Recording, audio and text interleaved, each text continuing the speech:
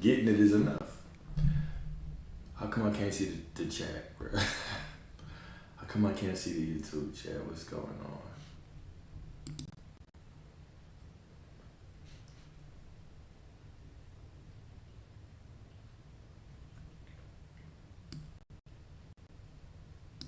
Damn, I can't tell if it's live on YouTube or not. What the hell? I think it was an upgrade. I think it was like a Streamlabs upgrade. So now I'm a little confused. I don't know how I'm gonna see everything. Let me just check to make sure it's actually streaming before I start.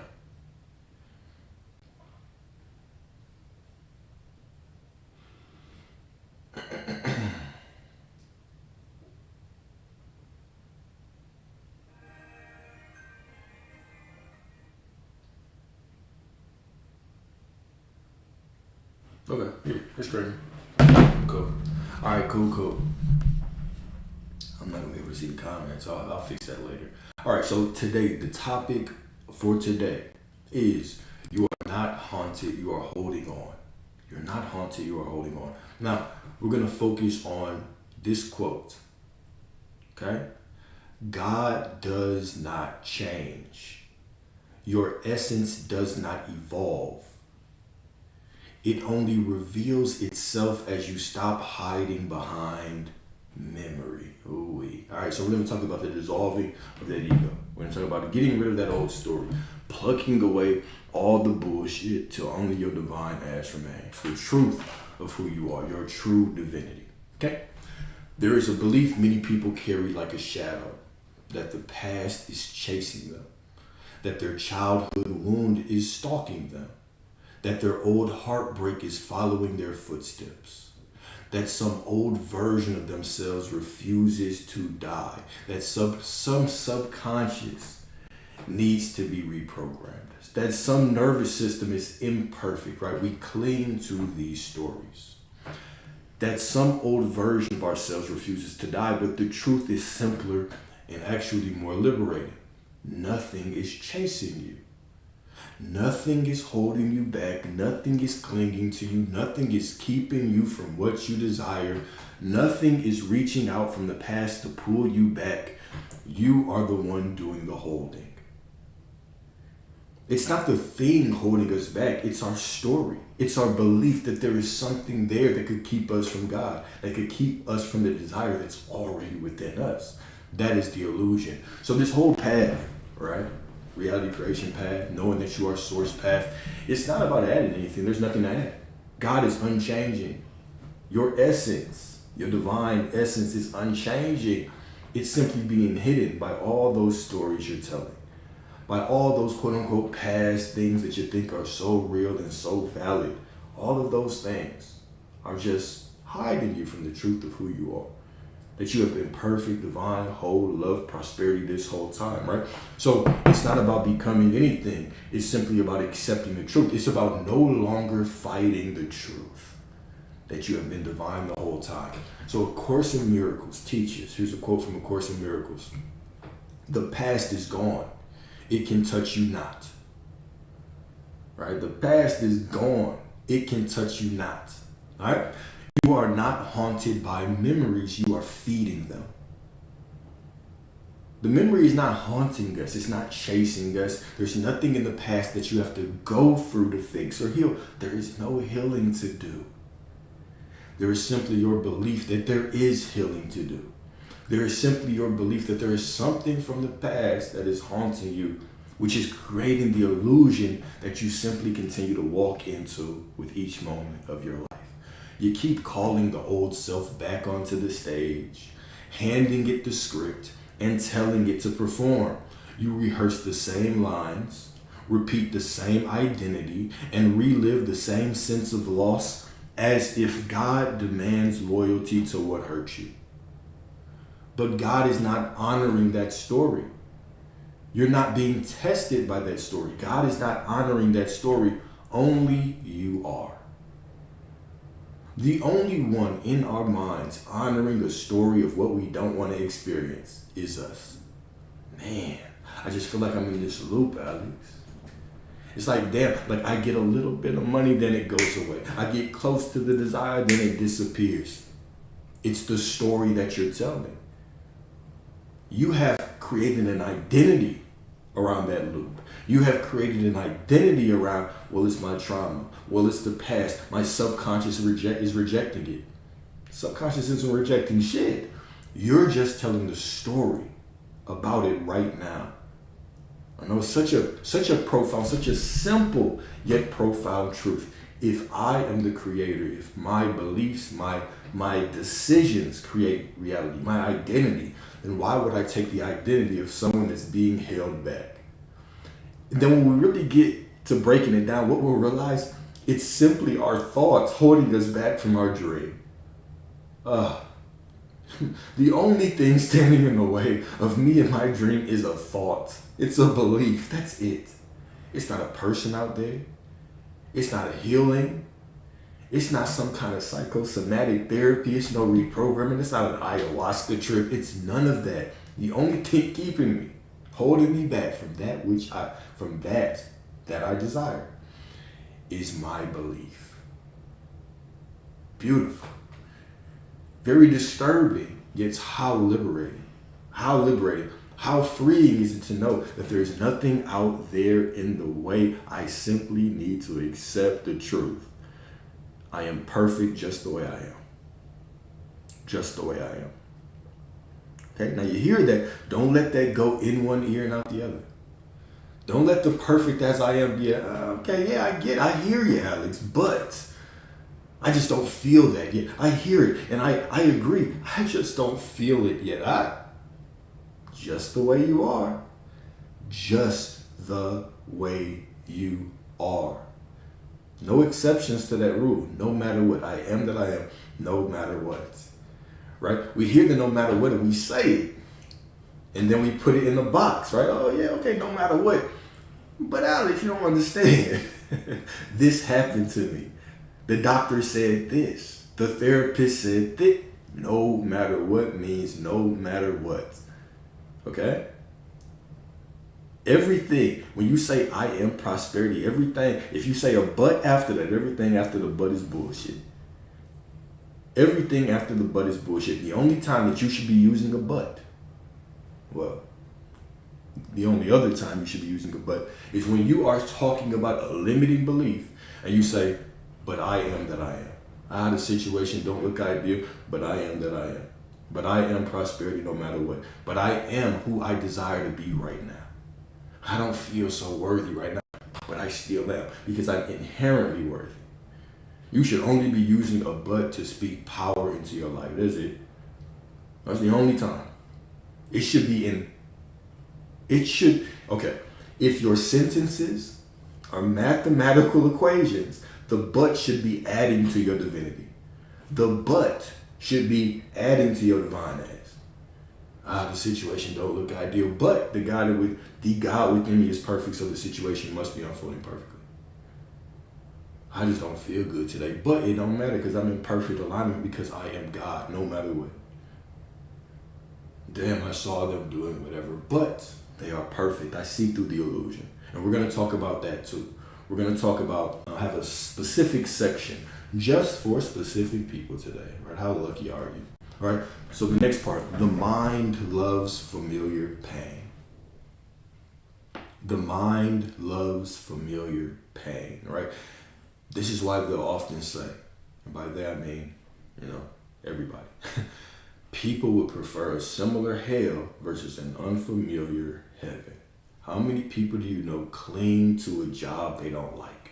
Complain about that shit every day, but they can't leave. It's not that they don't want to leave, it's that they're comfortable. Because what does a new job require? Maybe learning a new skill, maybe meeting new people, right? The familiar comfort, right, is much more secure. You know what I'm saying? It might be heaven over there. It might be beautiful over there. It might be everything you ever dream of. But you know what I'm saying? Complaining about this shit, you know what I'm saying? I can predict the suffering. I can predict the suffering, right? This is what the mind wants. So when we say the mind clings to comfort, we're not talking about ease and flow.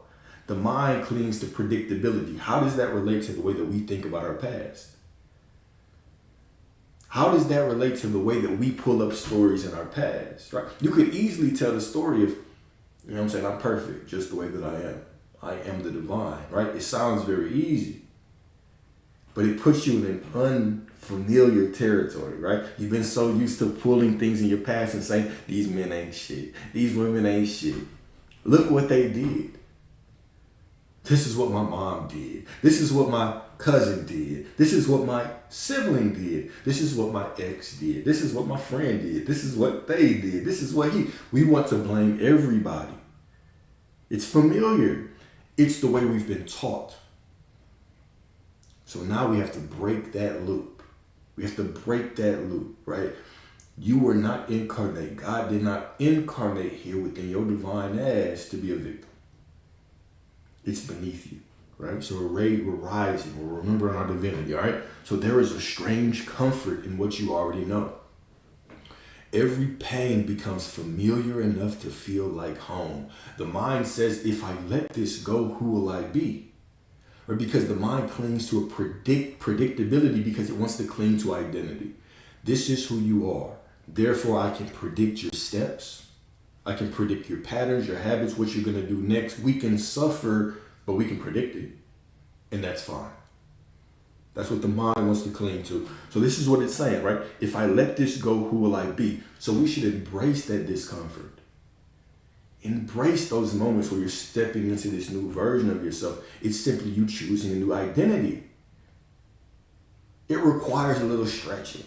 It might feel a little uncomfortable, but I promise it's worth it. Everything that you desire is on the other side of that slight discomfort. That discomfort is just a signal where you can point back and say, okay, this is just the mind letting go, trying to fighting to hold on to who it thought we were, but we are not that anymore. Okay? So the mind says, if I let this go, who will I be? As if identity must be crafted from wounds. Okay? So here's another quote from A Course in Miracles. What you remember, it's talking about memory here. What you remember is a shadow across your mind, not a fact of truth. How profound. What you remember, your past, is simply a shadow across your mind. It's one sliver of eternity, one moment within infinity. It is not a fact of truth at all. But Alex, this is what it is. This is what happened. You don't understand. It's not the truth. You're simply standing in an identity right now in this moment and pulling some situation from your memory and saying, look, this is who I am. But it's not who you are. You're infinite. You're divine. But remember, when we say but, the but should be added. But Alex, this is what it is. This is what happened to me, but this is who I am now. You see? We add to the divinity. We add to the divinity. Don't subtract the divinity. The but should never be a statement of subtraction. Okay? So in other words, the memory is not the past. It is only the interpretation you refuse to release. Okay? It's only the interpretation you refuse to release. Mystics throughout history have said the same. Okay? This is going to be a very, very interesting part right here. Okay? So yesterday we talked about what was called binding, self-binding. It is when we take a story from our past, right? We grab a story from our past and we wrap an identity around it. We say, because I was quote unquote betrayed, now I am someone who is betrayed. Because I have been hurt, now I am someone who is hurt. I am someone who is damaged. I'm avoided, right? That was self-binding. That's what we talked about, okay? From mysticism. Today we're going to talk about blending. It's a different phrase. So the quote is from Rumi. Rumi says, why are you so busy with this or that, or good or bad? Pay attention to how things blend. Blend. Pay attention to how things blend. This is really a calling out of duality. Side note, isn't it beautiful that we can have these open conversations about God within us, about us being God? Do you realize that if we were born in a different time, we would be killed for talking about stuff like this? You ever think about that? You ever think about that? The same people that drop in alive and tell you to repent and that you are heresy, speaking heresy, are the same ones that would have just interesting thought that just crossed my mind. But the mystic Rumi, right? The mystic Rumi. Why are you so busy with this or that or good or bad? Pay attention to how things blend. Blend, what does that mean? All right, so when Rumi asked that question, and I'm going to read it one more time. Why are you so busy with this or that or good or bad? Pay attention to how things blend. He is pointing to the illusion of duality. Duality is an illusion. Good, bad, right, wrong, illusion. It's just a human judgment. And you can tell me, well, no, Alex, there's certain things that should be wrong. And I will tell you that's still your judgment. That's still your belief. That is still your belief. Okay? So he is pointing to the illusion of duality, the constant mental sorting that keeps you trapped in past and future, right? Past and future duality as well. There's only now. Have you ever thought about that? When we think of duality, we usually think of good and bad, right, wrong, those human judgments. Do you understand that past and future are simply thoughts of things that are not here? It's also a duality, okay? So the ego divides everything into categories, judgments, labels, and opposites, then convinces you these divisions are real, good or bad, right or wrong, past or present, success or failure, worthy or unworthy. But spiritual vision sees none of these distractions. They're all distractions. The categorization of life is always going to be a distraction. The only fact is I am that I am, and in this moment right here. Okay? Spiritual vision sees none of these distractions. It sees the seamless flow beneath appearances, the unity beneath contrast, the one reality expressing itself in infinite forms. Even when I argue with you, even if we get into a heated debate right now, right? I would win, by the way. Just letting you know, I would win, right? But let's say we get into a heated debate and we do not agree. Even that is simply two perspectives of the all exploring the boundaries, exploring different perspectives of the all. Exploring different perspectives of the all, that's all it is. Right, wrong, whether I think that you are absolutely wrong and you think I am absolutely wrong, we're both absolutely right. Whether I think something is absolutely god-awful, it should be absolutely wrong, outlawed throughout the world, and you don't, we're both absolutely right. Beautiful, okay? Beautiful, right? So, spiritual vision sees none of these distractions. It sees the seamless flow beneath appearances, the unity beneath contrast, the one reality expressing itself in infinite forms. When you stop judging everything through the lens of this or that, you begin to see the continuity of God everywhere. You begin to realize that nothing is separate, nothing is isolated, nothing is truly in conflict except in the filters of the mind. To pay attention to how things blend is to step into the non-dual awareness where the past dissolves and only presence remains. I had this experience today, okay? I was looking at the market. We got off the phone, I was watching the market, and it was a huge move down. It was a technical move, wasn't really driven by any kind of news. It was just a pure technical drop.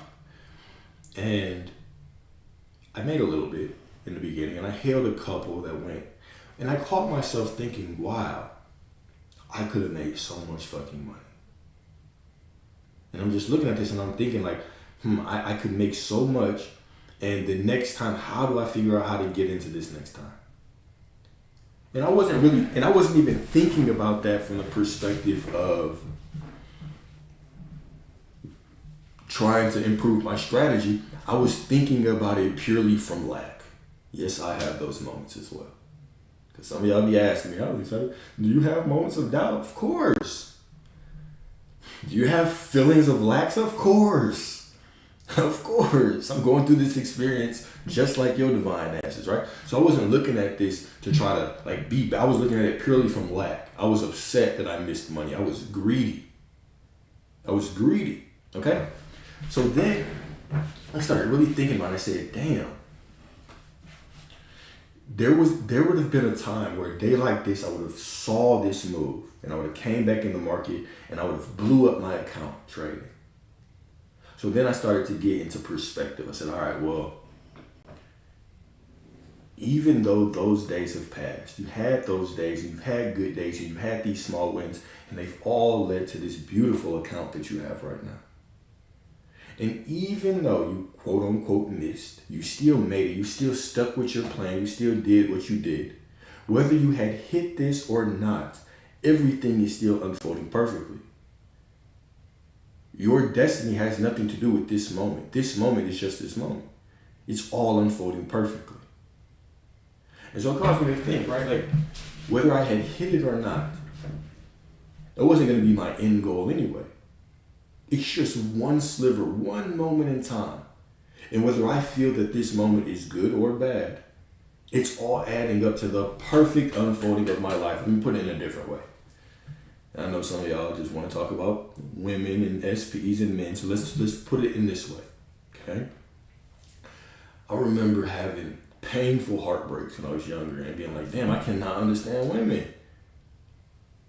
And by painful heartbreaks, I mean there was one half of a heartbreak that was kind of painful back in the day.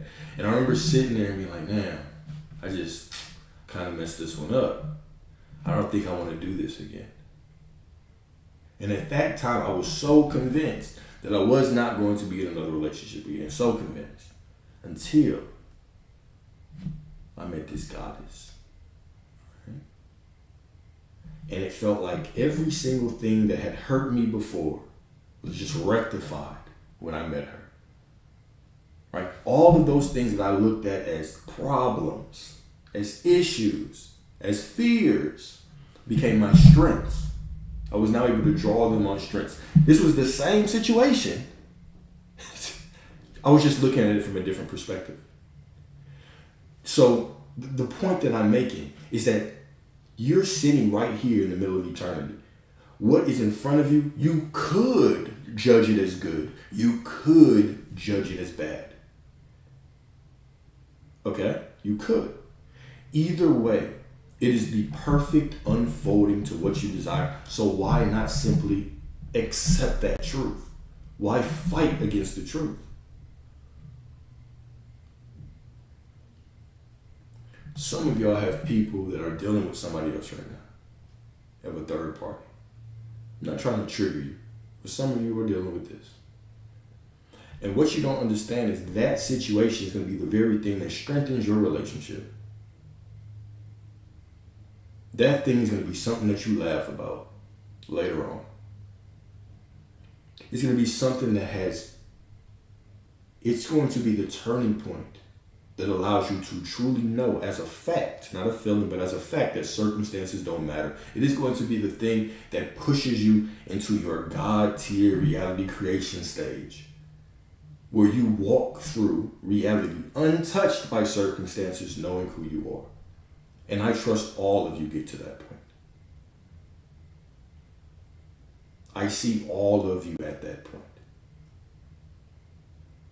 That is what it comes down to. This is what this non-duality is about. This is what all of this is about, right? When you can take a neutral stance at everything and say everything is for me. Reality is what it is. It looks however it looks is what it is. However it looks, it just is what it is. But I am that I am. Therefore, the situation is who I am. So it's perfect. It's unfolding perfect. I don't care what you tell me. I don't care if you doubt. I don't care if you tell me that it's wrong. I don't care if you tell me I should do something else. You're not God. I am. Your advice isn't God. What I say is God. Do you hear me? This is the level of conviction that I see all of you with. It's the level of conviction I see all of you with. When you know who you are at that capacity and you allow everything to flow from that knowing. Your conviction cuts through time. Your conviction cuts through circumstances. Yep, you are all God. Absolutely. You are all God. All right, so here we go. When you stop judging everything through the lens of this or that, you begin to see the continuity of God everywhere. You begin to realize that nothing is separate, nothing is isolated, nothing is truly in conflict except in the filters of the mind. To pay attention to how things blend, to how everything always unfolds perfectly. You can actually study this in your life. You can look back at so many situations in your life and say, I thought it wasn't working out, but it fucking was, and I was tripping. You can look at a lot of situations like that. But we get so stuck on that one little thing. And that one little musty SP, their breath stank sometimes. You get so caught up on them that you forget about all the other miracles that have happened in your life. All of them. Sometimes you wake, they fart under the covers. That shit smells like, oh man, god awful. But here you are, still love them for some reason. Still have them on a pedestal for some reason. We won't get into that. All right? Every moment, even the painful ones, carried a thread of grace.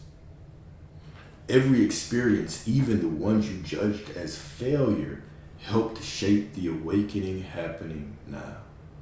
Blending means seeing the divine pattern behind what the ego called chaos. Blending means understanding that your identity is not made of separate events, but of the continuous stream of consciousness flowing through them. All right, let me highlight that and put that in bold and underline that shit. All right, did you hear that? Let me say that one more time. Blending means understanding that your identity is not made of separate events. Your identity cannot be pieced together with this event or that.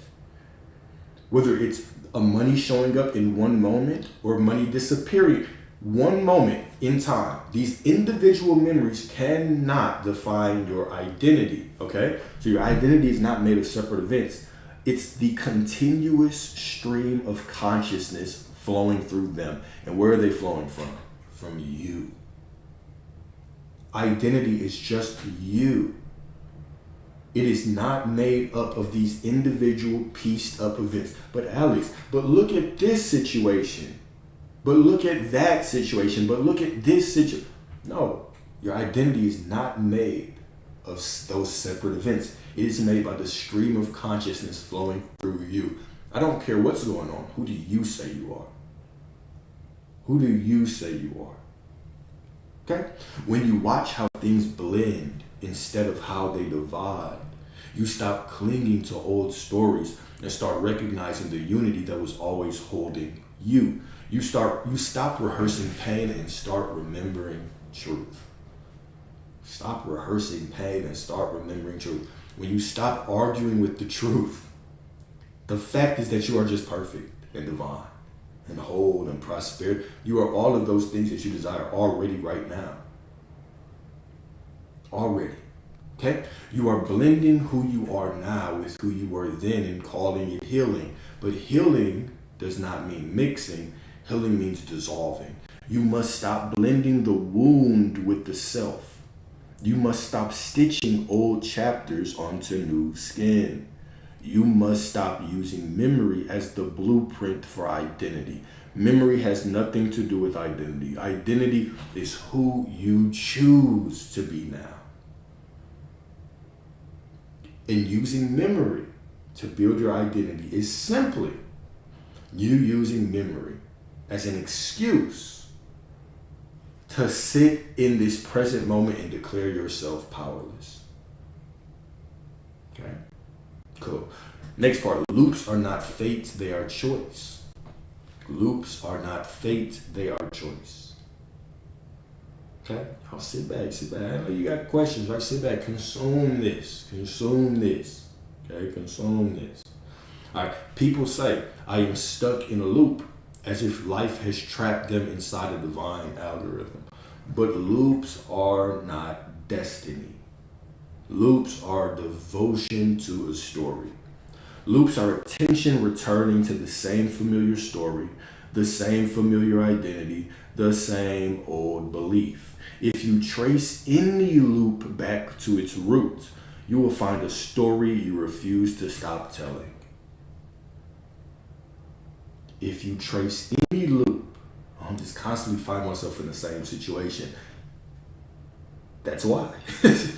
That's why. Ding, ding, ding. That's why. Right there. That is it. Okay? If you trace any loop back to its root, you will find a story you refuse to stop telling. All right. So a quote from Jesus, right? What did Jesus? I am aware that Yeshua said. He said, "Let the dead bury their dead. Let the dead bury their dead." Remember, there's no death in Scripture. Okay, there's no death in Scripture. So when we're talking about death, we're always talking about an identity death. Death of a former self. Okay? Rebirth of a new self. Here we go. When Jesus said, "Let the dead bury their dead," he was not speaking of physical death. He was pointing to the death of old identities, old stories, old versions of self that no longer carry life. The dead are the thoughts rooted in the past because they don't exist anymore. Get it? They're dead because it's the past. The past doesn't even exist anymore. You're right here, right now. You are in eternity right now. Okay? So the dead are the thoughts rooted in the past. The emotions born of old wounds, the narratives that no longer serve the living truth of who you are. What is the living truth of who you are? Whatever you choose to be right now. Jesus was saying, stop tending to what is already gone. Stop honoring the versions of yourself that no longer breathe. Stop giving energy to stories that have no life in God. The story of you being betrayed has no life in God. It has no life in God, right? Every time you rehearse a memory that hurts you, you're letting the dead lead you. Every time you revisit a chapter that has already ended, you are letting the dead interpret your future. Jesus was calling you to step out of that graveyard of identity and walk forward as the living self. I know you feel this. I know you do. All right? Let the dead bury their dead is the metaphysical invitation to release everything that belongs to your former self. Put off the old man. Right? Neville talked about that. Scripture talks about that. The old man, the old self. Let it go. All right? This is the invitation to release everything that belongs to your former self. Old beliefs can bury themselves. Old stories can bury themselves. Old wounds can bury themselves. They decay on their own when you stop resurrecting them with attention. We're going to talk about the resurrection a little bit. Even if it happened 10 minutes ago, even if it happened 10 seconds ago, you are free right now. Your task is not to fix what has died, but to rise into what is alive now. We're going to get into that a little bit. The Christ within you cannot be found in the tomb of what you used to be. It lives in the present moment, untouched by history and untouched by memory. I am lives right here, untouched by your memory. But when you bring your memory into this present moment, saying, "This is who I am," you're just dragging the past with you, as if it's chained to you, but it's not. As if it's chained to you, but it's not. The one who has risen does not negotiate with ghosts. The one who remembers their divinity does not argue with the past. Let the past be. Let the dead stay dead. When you let the dead bury their dead, you walk out of every illusion that has ever tried to define you and step into the truth that was waiting the whole time. Let it go. Even healing is a perspective. That you have some healing journey to go on, that's a perspective. Let the past go and step forward as this new divine, whole, perfect version of you that has been there the whole time. Let it go. Okay? So here we go. A metaphysical instruction, a reminder that what has passed must be allowed to stay past. You cannot resurrect the Christ within you while you are busy resurrecting your old self. Loops in the moment you choose a new identity. Loops in the moment you stop engaging the memory. Loops in the moment you stop investing belief into the version of you who suffered. Right? Time doesn't break loops. Time does not break loops. A choice does. A decision does. A new identity does. Okay? So here we're going to go. Here we go. Next part, the resurrection. Trigger warning. The resurrection is not a miracle. It is a metaphor. Okay, here we go. I'm going to read through this, kind of a long little synopsis. Usually I try to keep them to 1 or 2 paragraphs. This time we did 4. All right, here we go. The resurrection is the spiritual blueprint for every human soul who has ever carried pain, loss, heartbreak, betrayal, or shame. If you have ever dealt with any of those, as we all have, hear this. Okay, hear this. It is the divine reminder that you can be pierced by life without being defined by it. The cross represents every moment the world tried to tell you who you were through suffering.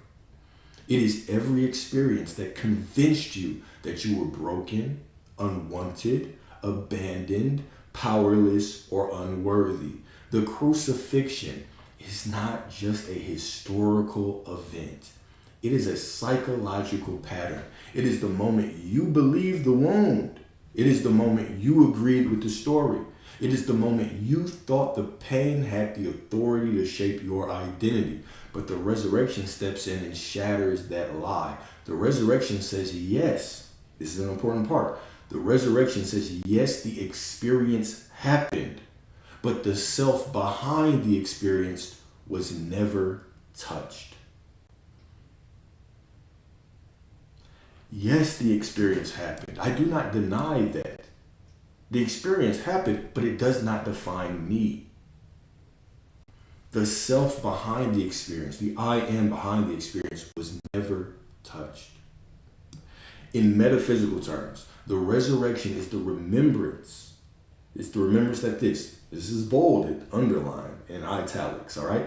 Consciousness is primary and experience is secondary. But oftentimes, we try to put experience as primary and consciousness as secondary. Consciousness, primary. Experience, secondary. It is the inner shift from I am the one who suffered to I am the one who cannot be harmed. Jesus, right? I am awareness. Yeshua did not rise to prove a doctrine. He rose to show what happens when identification returns to essence instead of story. This is the miracle that Jesus saw himself as whole and healed and perfect and got his divine ass down. Well, he was taken down, but got his divine ass about that tomb. And we're going to talk about what the tomb means as well. Okay? The resurrection is the soul's greatest truth. That nothing external can define you unless you assign it meaning. When you rise, you're not undoing the crucifixion. All right? I'm not. So this is, even when we think of revision, you're not undoing it. It happened. You're simply choosing who you are right now, and that changes everything. So we're not doing anything to try to manipulate anything out there. We're defining who we are because we only got 20% battery left. We're defining who we are because we are reality. Okay? So in the midst of the experience, exactly. That's it. Point blank period. That is it. When you rise, you're not undoing the crucifixion. You're simply no longer identifying with the one who was crucified. You stop calling the pain me. You stop calling the memory truth. You stop calling the wound your identity. The resurrection is the recognition that your essence remains whole even when your story was shattered. The resurrection also reveals that suffering has no lasting power over the self. Pain may touch the body. Memories may touch the mind. Emotions may surge through the nervous system, but the self you truly are, right? That I am awareness that you truly are is untouched. It's unchanged, right? It's unscarred, right? It's unblemished. It's unblemished. Jesus rising is the cosmic symbol that nothing real can be threatened. The true self does not bleed. The true self is not wounded. It's not pierced. The true self is not impacted by your past, by any experience. It is only what you decide it is. Okay? When you grasp this, you begin to see that resurrection is the natural state of consciousness when it stops worshiping memory. Every moment you choose truth over pain, presence over past, identity over story, you reenact the resurrection. You die and resurrect 1,000 times before. Right? You rise not because something mystical removes the suffering, not because something magical makes it all vanish, but because you no longer let suffering name you. Finally, the resurrection is the invitation to step completely out of the tomb of who you used to be. It's a trap, right? It's all a tomb. What the therapist told you is a trap. It's a tomb. What the doctor told you, you only got this month, you're a pre-diabetic, you got 2 months to live, you're this, you're that. What the kids at school used to call you, what the teacher told you, what everything in this world has named you. It's all a tomb. It's all a prison. All right? So the resurrection is the invitation to step completely out of the tomb of who you used to be. The stone rolled away. Okay? The stone rolled away. Right? We tend to think it might be some geological miracle. Right? It is a symbol of a mind no longer clinging to the story. The tomb is the identity you built around trauma, around loss or heartbreak. The stone, what is the stone? It is the belief that you cannot move on. It's just too heavy. I've got to chip away at this little by little. I've got to reprogram this, rewire this. I got to do some process because this big ass stone is in the way. All right? Resurrection is the moment you realize both were illusions. You walk out not because the past has changed, right? Nothing in the past changed. The situation is what it is, but I am that I am. You are no longer the crucified one. You are the risen one. The self that remembers its divinity cannot fit back into the grave of its former identity. This is the truth the resurrection shouts across eternity. You cannot be buried by experience unless you choose to stay lying there.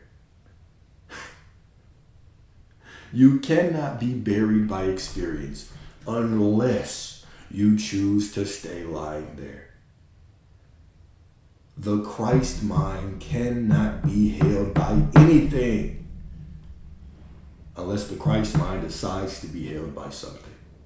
Okay? Rise, beloved, because the one who suffers is not the one who stands here now.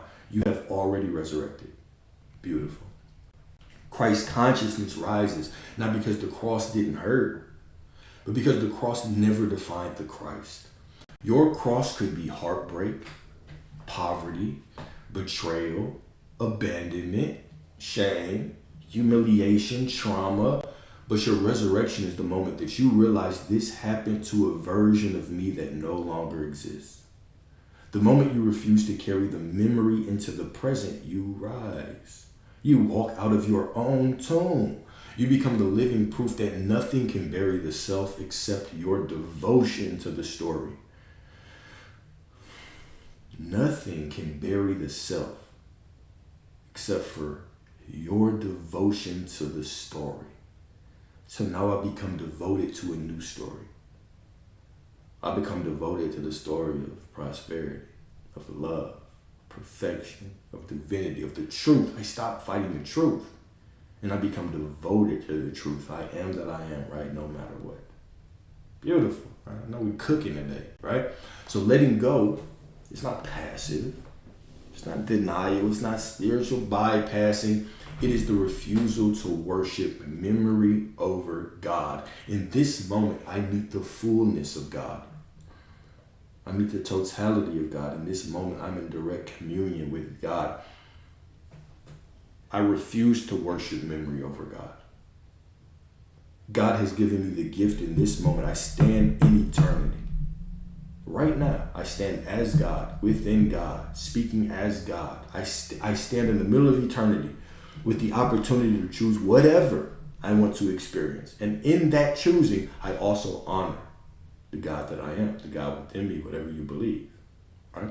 I refuse to worship the past memory over the opportunity that's been given to me in the present moment. Beautiful. So here's another quote from A Course in Miracles. Forgiveness looks past the form and sees only truth. Uh-oh. Talking about forgiveness a little bit. Uh-oh. I saw that SP comment, KT. I'm just deciding to give you grace, right? Like the quote said, forgiveness looks past the form and sees only truth, all right? Let's get into it. Forgiveness is not an act of excusing behavior.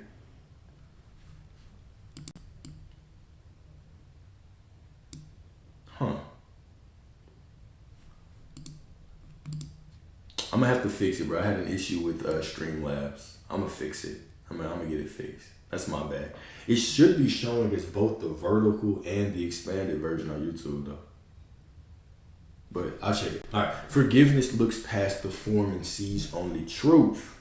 Only truth, okay? Forgiveness is not an act of excusing behavior. It is an act of seeing beyond illusion. All right? It's time to think about your little musty ass specific person right now. I got you. Let's think about that little must bucket that you love. All right? Form is the appearance, the story, the moment, the memory, the version of someone that acted from their own fear and unconsciousness. Form is the surface. Truth is the essence beneath it. I'm going to say that kind of slow. I want you to get that. I know you're daydreaming about SPs and butterflies right now. Form is the surface. Truth is the essence beneath it. Forgiveness does not deny what happened, but it refuses to identify anyone, including yourself, with the version expressed in that moment. Forgiveness recognizes that the hurt came from a mind asleep, not a soul malicious. It is the choice to see the innocence that fear covered. It is the moment you stop treating the past as identity and begin recognizing the divine behind every mask. To forgive is to say, I see who you are beneath the story. I see who I am beneath the wound. I simply see the divine. I look at you with the eyes of devotion. Another different way to say this, right? Y'all trying to manifest your SP. It's moving from worshiping the form to worshiping the essence. I go from looking at the form. The form is the physical manifestation. In this moment, I go to the divine essence. You are whole, perfect, complete, divine, eternal, infinite. Every version of you exists within you right now. And I know that. And so when I look at you with that eye, with the eye of devotion, when I honor you the way that I honor God, which I should because everything is God, now I give you the space for that divine version you to step forward. Okay? Forgiveness is also the ultimate way you break loops within your own consciousness. When you forgive, you look past the form of your own self, of your own past self, and see only truth, the self untouched by pain. You stop rehearsing the moment of suffering and start remembering the part of you that was never harmed. Forgiveness dissolves identification with the wounded version of you and restores you to the risen one. So A Course in Miracles, one of the things that they teach is that forgiveness is salvation. Forgiveness is salvation. Forgiveness saves you from your own narrative. Right? If it saves you from yourself, from your own wrathful mind. Right? You are the wrathful one. We are the wrathful one who continue to play over and over old situations that we don't even like. We suffer from our own wrath. We suffer from our own wrath, taking these stories and beating ourselves down about them. Instead, step into love. Perfect love casts out fear. You can release that story.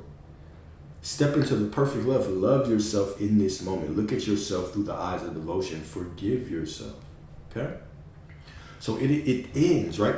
It ends the story you keep reliving by seeing that none of it ever changed your true nature. When you look past the form, you stop worshiping the illusion. When you see only truth, you return to God. Beautiful. Forgiveness is never about other people. Okay? It is the moment we stop believing the past is real and we go to the truth in this present moment. Okay? Next part. You are not becoming someone new. You are finally dropping who you are not. Okay? You are not becoming someone new. You are finally dropping who you are not. Okay? You're releasing all of the illusions that says you are unworthy. All the illusion that says you were broke. All the illusion that says you were betrayed. or hurt. We're letting go of the past. I'm not denying that it wasn't a real experience. It was a very real experience. It was a very real experience. Okay? But you're realer. But you're the realest in the room. You know what I'm saying? If I hold my breath. You feel me? So you think you are evolving. You are not. You're shedding. You're removing layers of false identity. Releasing versions that never belonged to you. You're dropping the stories the world placed on you. You are recognizing the self beneath the illusion. So this goes back to that divine quote that we talked about in the beginning. God does not change. Your essence does not evolve. I don't care how much work you do. Your essence, your nature as God does not evolve. It only reveals as you. It only reveals as you stop hiding behind memory. It's not, the process isn't about becoming anything new. You can't become what you already are. You already are perfection. It's about releasing all of those limiting beliefs that tell you that you're anything less than divine and perfect and whole and complete and worthy and prosperity right now. It's about getting rid of that bullshit until only your divine ass remains. Okay? So this is why, of Course in Miracles, what does it say? This is a beautiful one. The self you made is not the Son of God. Ooh, that's a bar. The self that you made, the version of you that the ego made is not the Son of God. Everything that you created from trauma, fear, shame, guilt, and memory was never you. It was never the truth of you. It was never the truth of you. So, here we go. The self you made is not the Son of God. It is pointing to the false identity constructed from memory, conditioning, wounds, fear, and ego. The self is a character built from past experiences. The self is just a character built from past experiences. None of it is real. None of it is real. None of it is real. Emotional reaction. So it's this self, right? This self is a character built from past experiences, emotional reactions, and inherited beliefs. It is the version of you shaped by survival. It hurts, it doubts, it fears, it clings, it judges, it panics, it grieves, and it believes itself to be fragile. But this self is not you. It is the self-image you stitched together from the world's reflections. It is the ego's mask, not the divine essence beneath it. So A Course in Miracles is reminding you that this constructed self, guess what, has no real power. It has no real identity. It has no real holiness. It is an illusion. It's simply a temporary costume worn by the eternal. Take that shit off. Take that shit off right now and remember who you are. You are whatever you decide to be. The past is not you. It's just a temporary outfit that you wore for one moment. Identity cannot be defined by one moment or these little separate moments. Identity is what you decide right now within eternity. In this moment, this is all you have. Okay? The Son of God, the real you. You are the Son of God. You are God in expression. The Son of God simply is a metaphor that represents what? The manifested image of the divine. God is pure spirit. The Son of God is simply the manifestation of this spirit as you. You are the Son of God. Okay? So the Son of God, the real you, is the self that cannot be harmed, diminished, broken, or defined by anything that has ever happened. God is infinite. How could you, if you are infinite, you are God, how could you be defined by one moment? You can't, you're infinite, right? So this is the self that never changes, never fears, never collapses under pressure, never collapses under circumstances. It doesn't even know what folding means. The ego's the lawn chair. That motherfucker folds. The true self is untouched. It's untouched by circumstance, untouched by your emotions, untouched by your fears, untouched by your doubts, simply looking to be directed by who do you say that you are. Beautiful. All right? It is the self that existed before the story and the self that will exist after the story dissolves. It is the whole. It is whole even when the ego feels shattered. It is abundant even when the world says lack. It is loved even when memory says unworthy. To realize this is to understand resurrection consciousness. Every time you drop the self you made, you return to the self God created. Every time you stop identifying with the version shaped by pain, you return to the one shaped by truth. The false self dies. The divine self rises. This is salvation. This is the resurrection right here. The false self dies. The divine self rises. This is the end of illusion and the beginning of remembrance. Beautiful. Beautiful. Right? None of you are becoming holy. You can't become what you already are. You are remembering what you have always been for all of eternity. Okay? Perfect timing. 10% left. 10% left. Perfect timing. Okay. So last part, rise again. Let the past die. Let the story dissolve. Let the memory fade into mist. Choose the self that knows only now. Choose the identity that no pain can touch. Choose the one who has already risen, right? Choose that identity that I am right now, no matter what. Choose it. I am prosperity right now, no matter what. I am everything I desire to be right now, no matter what. I am it, no matter what. I am that, no matter what. I just am, no matter what. I am whatever I decide I am. It's all flowing to me right now, no matter what. Okay? Rise, beloved. Rise again. Rise as the one who remembers. Okay? The tomb that you were in, the prison that was made in your mind, it's not locked. It's not locked. The tomb was never locked. You are sitting inside it with the door wide ass open. Walk out. Step into eternity right here, right now. Okay? Beautiful. 3 reflection questions, a letter, a love letter, and then 5 affirmations. And then maybe I'll plug in my phone and we'll take questions. Perhaps. But I feel like this was a good discussion. I feel like this is one of them ones that y'all might have to watch 2 or 3 or 4 times. Okay? So here we go. Reflection question number 1. In what ways have I been identifying? In what ways have I been identifying with the self I made? And how would my life shift if I chose to identify with the self God created instead?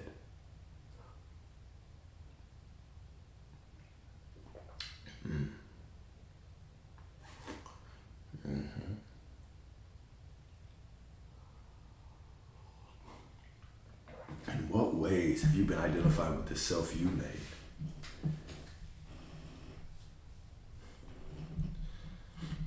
If that self is just an illusion, why argue with it? Why struggle with the ego when the true self is eternal? Why? Why identify with the ego? When the true self is eternal, why do that? Why waste your time? Why bother with it? The emotion is going to change anyway. Why chase it around and try to change it? Why not simply just know who I am? The thought's going to change anyway. The fear, if it's a new fear today, it's going to be another fear tomorrow. Why? Why try to change it? Why try to change it? Just accept the truth of who I am. Number 2, what beliefs, memories, or emotional patterns still convince me I am the wounded self? And what proof do I have that my true self has never been harmed?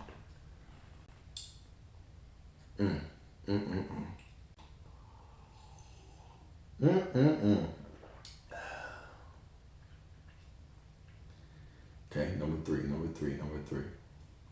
Appreciate y'all. If the self I made is not the Son of God, if the self I made is not the Son of God, then who am I really beneath every story, reaction, fear, and past identity I have ever held?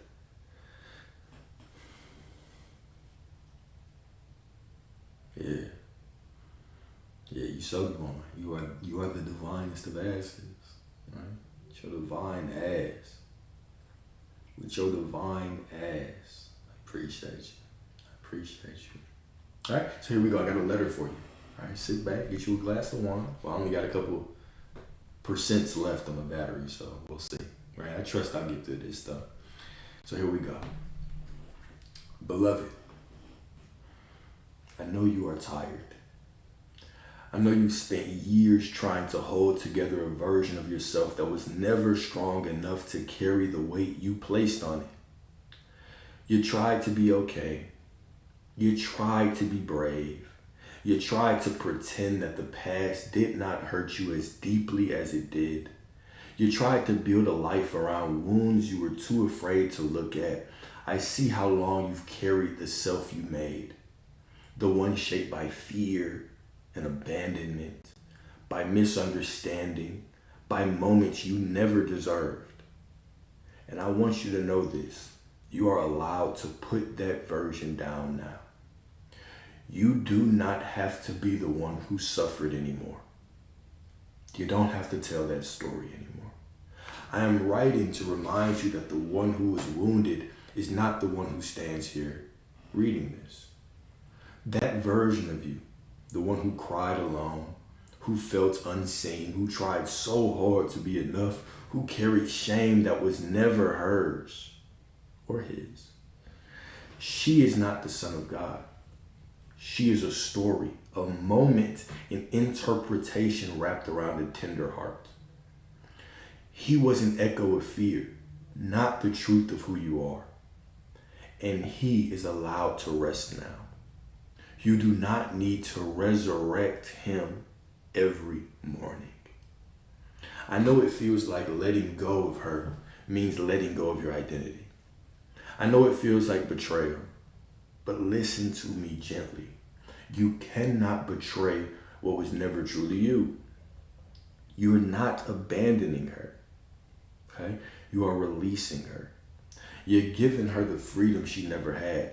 She doesn't need to keep living through your choices. She doesn't need to keep steering your steps.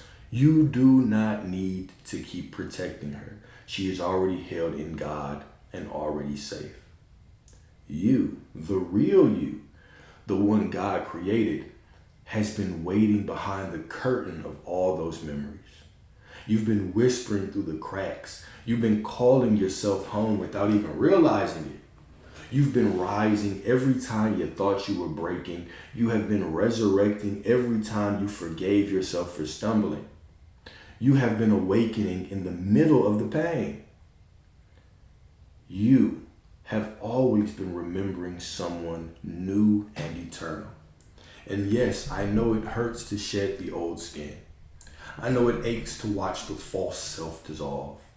The ego calls it death because it does not understand resurrection. The soul calls it birth because it always knew this day would come. I ain't never heard that in a sermon, right? The tears you feel rising now are not grief, but resurrection. The sounds of chains falling off. The waters that wash the old self into the arms of God. The waters that wash the old self into the arms of God. I know you hear that shit, okay? You are the self God created. The one who cannot be harmed. The one who cannot be diminished. The one who cannot be defined by the world. The one who shines even when memory says you are broken. The one who rises every time illusion tries to bury you. So breathe, beloved. Breathe and let this truth sink all the way into the places you never let anyone see. You are free. You are whole. You are holy. You are not who you were, and you will never be that again. Walk into your life as the one who remembers. Walk as the Son of God. Walk as the truth behind every tear you have ever shed. Walk as the resurrection taking its first full breath. I am with you. I am you. I have always been waiting to meet you here with a love large enough to hold your entire becoming, right? I am that I am, right? No matter what. Your divine ass. Okay, let me see how much battery I got left before we start this. Oh, we at 5%. Look at that. God is good. 5%.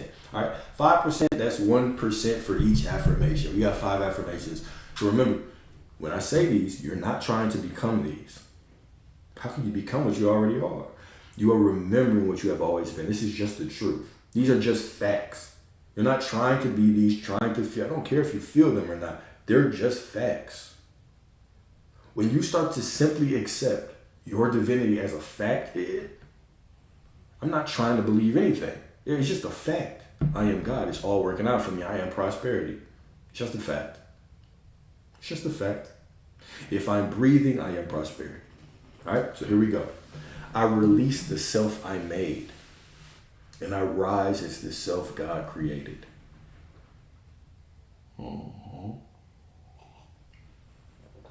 I release the self I made, and I rise as the self God created.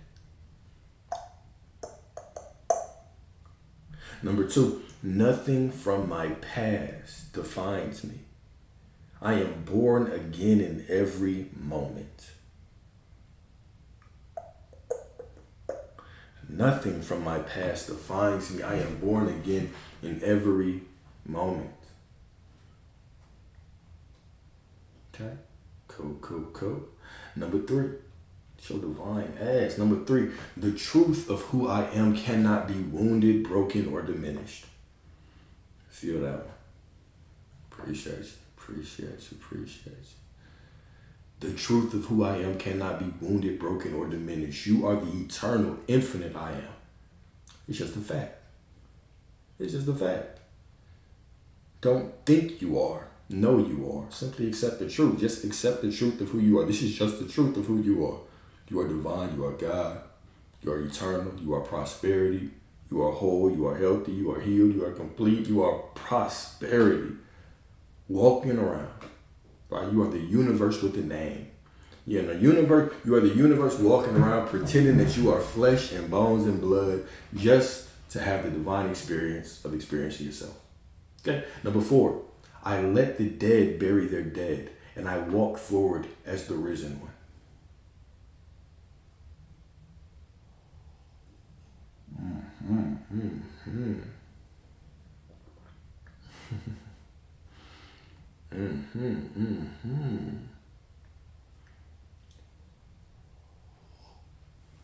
Number 5, I remember my holiness, my wholeness, and my identity in God, and I choose it now. Break that one down. I let the dead bury the dead. It means the past does not exist anymore. The past is gone. It's just a thought now. It's a memory. Yeah, sure. It was a real experience, but it doesn't define me. Right? I don't bring the dead back to life to try to define me. One moment in time cannot define the infiniteness, the vastness, the I amness, right? The divineness, the divinity that you are, that I am. Right? I can't bring, one moment can't define me, but that's often what we try to do. We try to bring one past moment and say, but look, I was betrayed. That's not you. Just slap that shit out your goddamn hand. Shut your ass up. That's not you. Who do you say you are right now? That situation doesn't define you. You are simply sitting in the present moment, putting on the identity of someone that's been betrayed and using one moment to define you, as if the infinite could be defined by one moment. It's a ridiculous concept when I think of it that way. Could you define the infinite God in one moment? Absolutely not. It is infinite. The spirit is infinite. The vastness is the fabric of reality itself. But we will try to take one moment and define ourselves with it when that moment doesn't even exist anymore. It's gone. All that exists is right now. Right? So that's what I mean when I say let the dead bury their dead. Let the past stay in the past. I walk forward as the risen one. Right? When we take the past and we bring it and we try to define ourselves with it, we're crucifying ourselves to that situation. But we resurrect by seeing ourselves as whole, healthy, complete, and healed right now. The resurrection. Right? Every moment is an opportunity for us to resurrect. The experience happened. We're not denying the experience, but the experience can't define me. I am that I am, right? No matter what. Okay? And then last but not least, right? I remember my holiness, my wholeness, and my identity in God, as God. I remember my holiness, my wholeness, and my identity as God, and I choose it now. Now, right? I am that I am. No matter what. Okay? Because I'm feeling generous, let me plug in my phone. I got you. If y'all got questions, let's talk.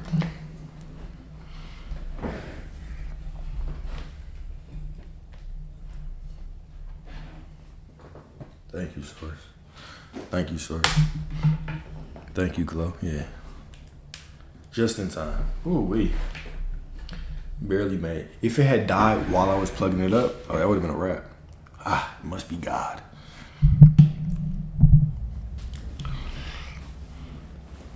Appreciate y'all, man.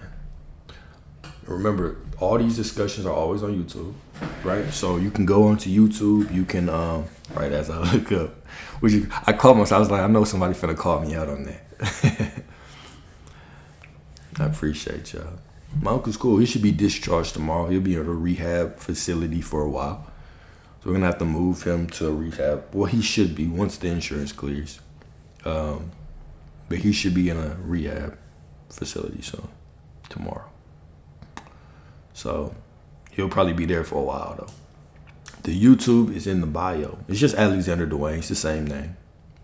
But it's there's a link tree in the bio. If you hit that link tree, everything is in there.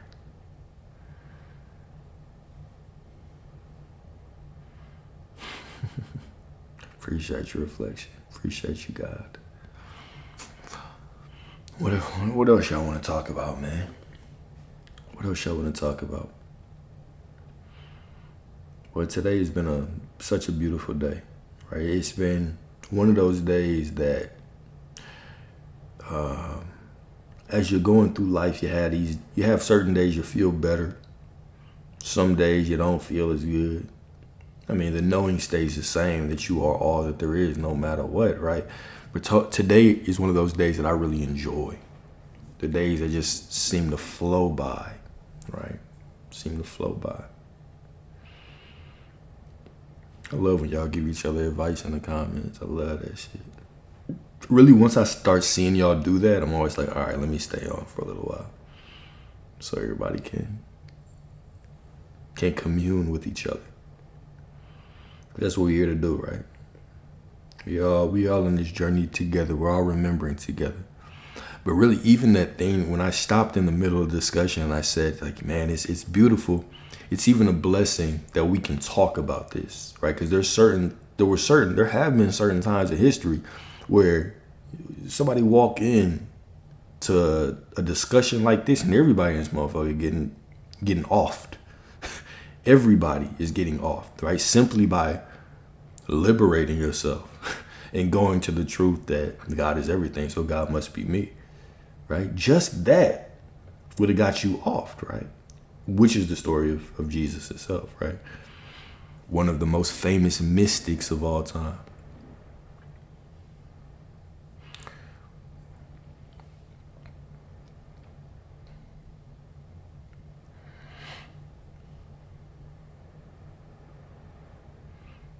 Facts. Meaningful, beautiful, divine connections, divine conversations, divine interactions, right? I love it. Love it, love it, love it.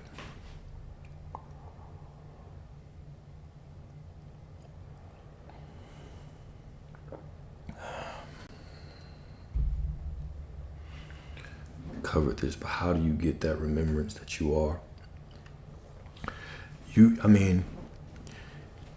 You already know it, right? You know that you're God. That's the remembrance in itself, right? Now, when you walk through life with that remembrance, it's still a divine dance. So understand the purpose of why you're here. Okay? You created all of this. You are all of this. But for you to experience yourself, you must descend into the illusion of separation.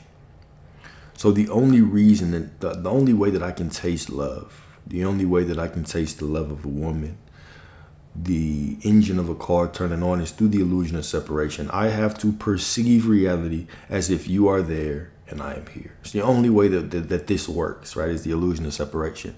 So even in my remembrance, okay, what is that desire to feel more of God? Because honestly, if everything is God, us standing around and wanting to feel closer to God, it's like a fish in the ocean. What is the Kabir says? I laugh when I hear that the fish in the ocean is thirsty. It's the human condition, right? Surrounded by the substance of God and still claiming to be separate. But even the moments of separation are simply divine design. It's mercy, it's grace. Because if we truly dissolved into oneness with everything, our minds would collapse. It would all collapse. Right? So even in those moments of quote unquote forgetting, we forget, or we have to remember in those moments, oh, this is part of the divine dance. And then I remember that I'm one and I choose my identity, and then I forget again and I float through life, and then I remember, then forget. It's a divine dance. This is the purpose of life, right? Dissolving into oneness takes away from everything, right? You can't experience the things that you want. You can't experience what you are already. Okay, so that's the process of remembering is that don't tie remembering to some kind of feeling, thinking if I feel this way, when I know that I'm God, I'm going to feel better. Or what? Perhaps, but maybe not. Remembering and the knowing of it, accepting it as just the truth. This is just an absolute fact. This is the truth of existence. That is enough. And when you accept something as a fact or truth, it's beyond emotion. It's beyond a feeling. It just is what it is. Okay. So that's what it is, right? The reflection or the remembering is simply remembering. Then once you remember, now the journey becomes about removing those illusions, right?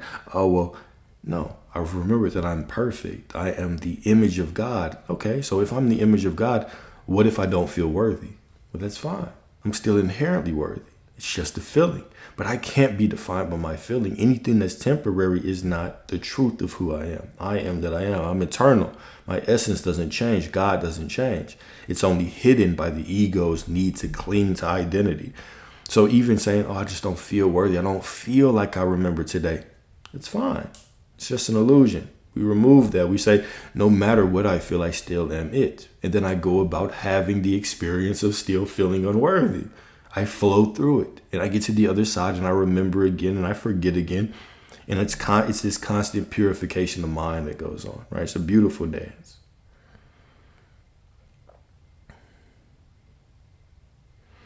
To forget is to remember, because if you forgot, to forget is to remember. Because if you forget, how would you remember? What have I been able to remember, and who am I? I just am. I just am. I would exist without this body. I would exist without this form. I would exist without this voice. I would exist without anything that I can name. Anything that I could identify with as this human vessel is not me. The truth of who I am is much more divine, much more vast, much more eternal than any of those things. So while I call myself Alex, that is not who I am. I simply am. I simply exist. I simply am. Thoughts on that, Zah? I mean, if it's your thing, it's your thing. I used to be heavy, but now I'm not. I drink from time to time, but for the most part, I'm pretty sober for the most part. And if I'm God, I will still pray. If you want to, sure. But remember, it's not that just that you are God, right? It's that everything is God. God is the fabric of reality. God is omnipotent. God can't be divided. God is all that there is, right? So where a piece of God is, all of God is there. The fullness of God is there. So the fullness of God is in your mom. So when you see her with devotion, when you see her with love, and you see your mom as God, that's prayer, right? Treating them correctly. When I think of that woman that I love, that's prayer. When I speak to y'all, that is prayer. I'm honoring the God within you, right? I'm honoring the God within myself. I'm honoring the God within you. So it's all prayer. It's all prayer.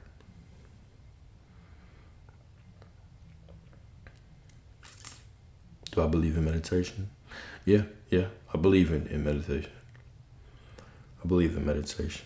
I don't believe in meditation to get anything, but I don't believe in doing anything to get anything. I believe that me trying to meditate just for the purpose of trying to get closer to God is me believing in the illusion of separation. I meditate because it makes me feel good.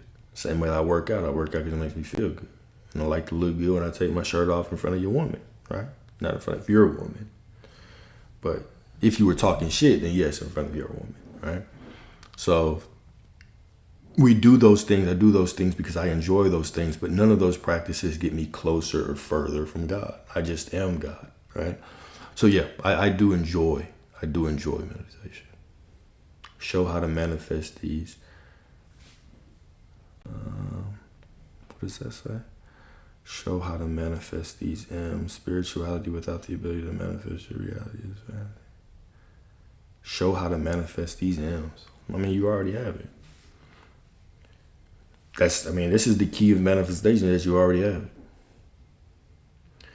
it. If you already have it, then you already have it, so it must show up in your reality, right? You have to simply have the conviction behind it, the knowing behind it. It becomes a fact of who you are. What thoughts do I have about loneliness? It's part of the human experience. You can never truly be alone. But oftentimes, or sometimes within the human experience, you can experience symptoms of loneliness, times of loneliness, the feeling or emotion of loneliness. Just like I can feel the emotion of anger, frustration, of doubt, of anxiety, of all of those things. But I'm never alone because I'm always with Source. Or I could say that I'm always alone because there is only God. Right? So you simply go through it, but you know that doesn't define you. Though I might feel fear, I still am that I am. Though I might feel lack, I might see lack, I'm still absolutely prosperity. Right? So I allow myself to have those human experiences. I honor my divinity and my humanity together. I honor my divinity and my humanity together. Okay? Always remember, it's not the thing or manifest version of you that has it. Ain't that beautiful? It's the version of you that has it.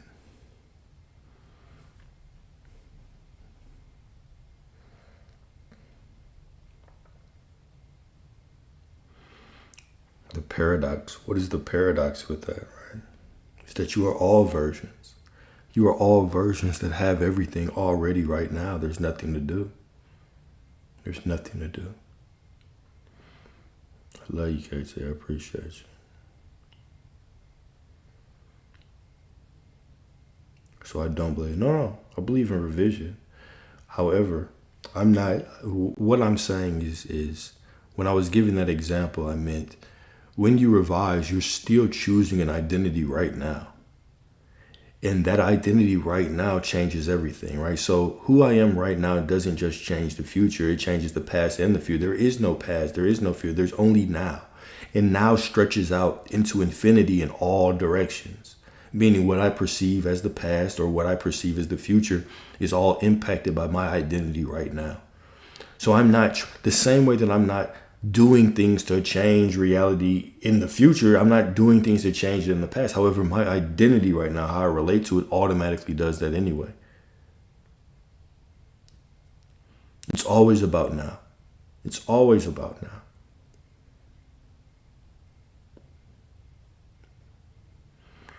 So why and how are we here, in your opinion? To be God, to express God. That's it. What else is there? To express God. To be God. To be God, to express God. That's why you're doing it. And then was it recorded? It was recorded. I haven't posted though. It wasn't posted. Husband, I appreciate you. I appreciate you. Thank you for being here. I probably won't post the one from this morning though. I might, but I probably won't.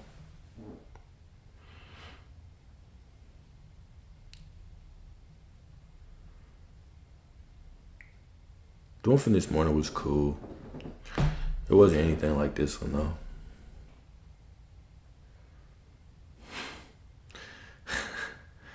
Yo, don't call me out like that. I just don't feel like it. Okay, fine. I mean, I might post it, but I was just being very non-committal. Cause I ain't gonna lie. When it comes to content, I'm about minimal effort. going online and downloading it and renaming it and putting it back in YouTube and waiting for it to reload and making it all day. It's just, I'm minimal. That's why I like live. That's why I like live streams. Because I just hit play and I talk. And that's it. I don't have to worry about editing or anything like that. But yet this morning's wasn't a new topic. We've done that topic before. Matter of fact, the one that we did yesterday, delay is only a state, not never a fact. I think we did that one like maybe 6-7 days ago. So it's already on YouTube.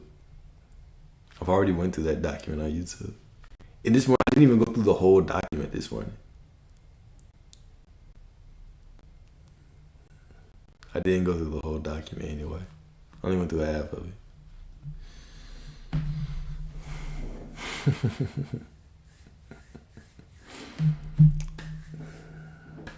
Do I always come on at the same time?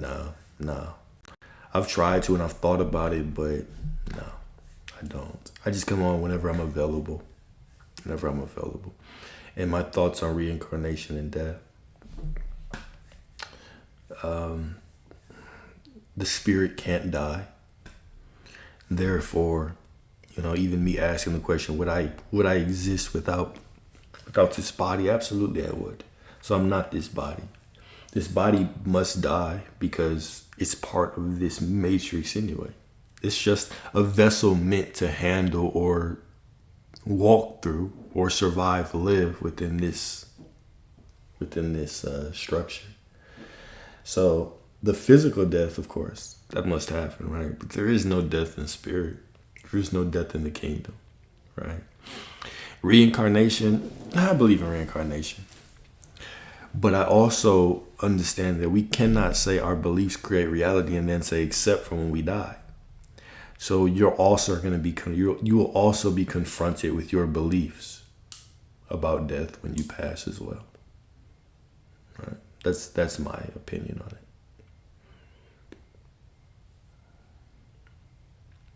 What does it say in Maria? It says time is our greatest asset. Time is our greatest asset. That's what it says on the wrist. Appreciate you, RD. Time is our greatest asset.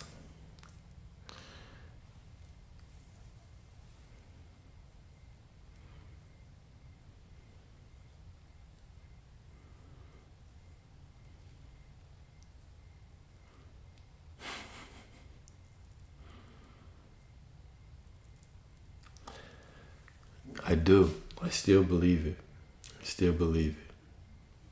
I mean, because all we have is this moment, right? So this moment is always going to be my greatest asset. That's how I look at it. I don't think of it as a linear perspective of time, right? This moment. I guess if I found something that said that this moment is our greatest asset, I would have got that. But that's still how I interpret this. This moment is my greatest asset. This is the only moment that I have. It's the only moment that I have to show love, to help, to be God, to choose who I am. It's all right here. Can you be reborn in this life without the physical pain from a surgery? Can you be reborn in this life without the physical pain from a surgery? Can you be reborn in this? I don't know if I understand. Can you be reborn in this life without the physical? Thanks, to appreciate you. Do I believe in parallel? Yeah, I do. But all of those universes are within you. So you're already all versions of yourself. You are all different realities, right? Right now. You are all of those things right now.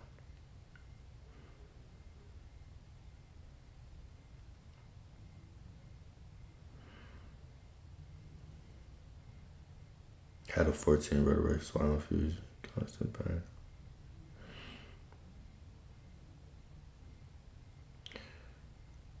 Can you believe yourself? Absolutely. But it's not about believing, it's about knowing. Belief is for kids, right? We know. You simply know who you are. You know who you are. The situation is the situation. The experience is the experience, but you are what you are, right? You are who you decide that you are, right? Which is a very important question. Highly recommend you to look up the placebo effect. Placebo. Placebo, the placebo effect. If I could, I appreciate you. Thank you. Thought on 1,000 on the dial, yeah. I mean, I'm a firm believer in it. I quote it in a lot of the discussions that we have. We quote the Tao, quote from Taoism, all that. So, yeah. I mean, I'm always going to be a firm believer in anything that is centered in mysticism, right? Anything that's centered in a personal knowing that God is within you, that you are God. I'll always be drawn to that type of belief. But then, I mean, I could say that about Christianity. I could, because from my perspective, right, you know how I feel about Christianity. But from my perspective, even that is meant to be centered in oneness. I truly believe that the teachings of Jesus, even if you just strip out and you go to the teachings of Jesus, right, and I know that even me saying Jesus said is a concession, right? Because did Jesus really say them words? Who knows, right? Those things were written way after he was gone, right? I can barely remember what the fuck I said in our discussion this morning, right? So are those direct quotes? Who knows? But if you really just even took those things and you narrowed it down, Jesus was rooted in mysticism. He was just telling you that you are God. He just had to speak in parables because it's very difficult. Like if you walk up to somebody who has been indoctrinated right now, if you walk up to somebody indoctrinated that believes God is out there, you just walk up and say, hey, you're God. They'd be like, okay, you're crazy. Hey, you're crazy. So you have to speak in parables to lead people down that path. That's it. So what you'll find is the mystics always speak in parables. They always speak like that because that's how the human mind can take it.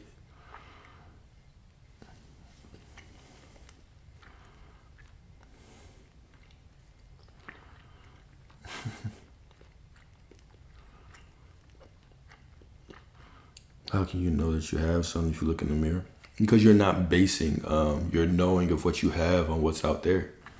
You're always going to feel like you're lying if you base your identity on what you see out there. That's why most people stay trapped, because they've been trained and programmed so long to base who they are on what they see. I could have went through a woman leaving me. Does that mean I'm somebody who is always left? No. How can I identify with that? What is the truth? The truth, I identify with the truth of who I am based on me being God. Based on God being within me. Being me walking around with the fullness of God within me. I'm never alone. I've never been betrayed. I've always been supported. So it's not about me looking out there and being like, oh, I got to say something. And I can't believe it because I can't see it. No, I'm speaking my identity. I'm speaking my identity. Then reality follows. Why can I say I'm abundant when nothing proves that outside? The same thing that I just said. You're God, so your nature is abundance. You're basing your identity on the external reality instead of the truth of who you are. This is about remembrance, right? So when most people get into this manifestation thing, they go into the whole act as if and pretend and belief like little kids, right? Playing make-believe, dressing up like Power Rangers and shit. Let me pretend that I'm a millionaire. I only have $3 in my bank account. But Alex, how do I go out and pretend I'm a millionaire when I only have $3? Don't do that shit. Like, what kind of advice is be irresponsible to get more money? Go blow your money. Go be fucking broke even more so you can be a millionaire. That makes no sense. You simply start to speak your identity. You go to the truth. You stop basing your identity on things out there and you change your identity to the truth. Because I am God, I just am prosperity. But what if the bank account don't look like that? It doesn't matter. I am prosperity. And when I accept the truth of who I am, now reality follows, because reality is just me. I'm not walking around whispering. Okay, what is the difference Okay, what is the difference between you shouting prayers to the sky, to a God that you believe is far away, to a Santa Claus God in the sky that might listen to you if you beg hard enough, right? What is the difference between you doing that and you yelling affirmations at reality, hoping that if you say the right affirmation and it's specific enough, reality will change? Now, if you really start thinking about it, you're the same type of psychopath. Y'all are both insane.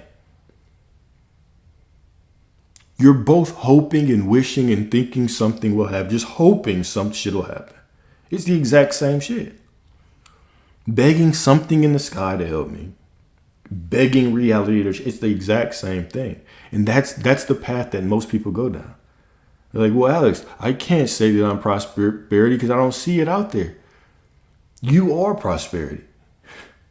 Stop fighting the truth of who you are.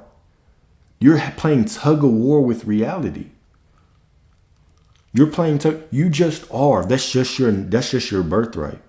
You've been prosperity this whole time. You've just been arguing with the truth.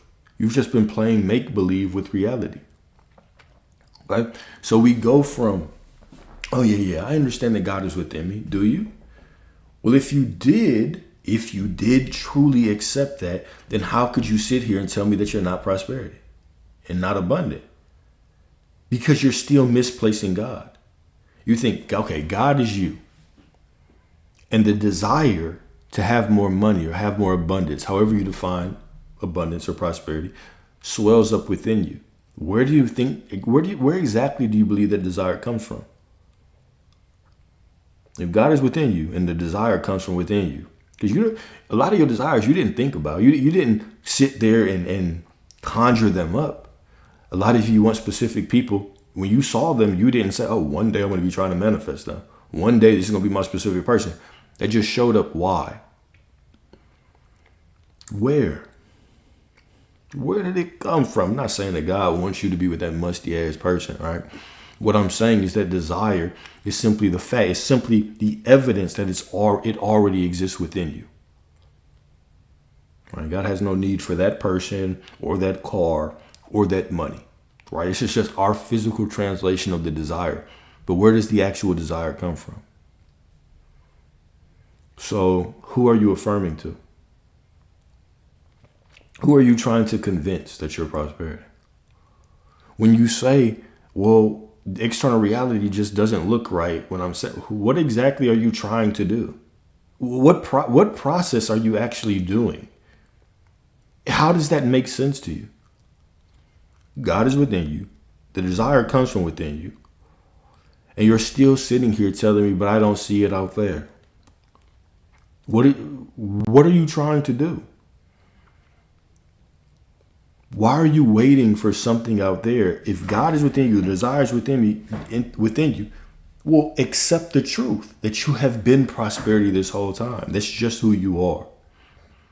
And now instead of thinking that the next, matter of fact, y'all, I had a badass, I was going to start this live off with it, but then I got caught up in this.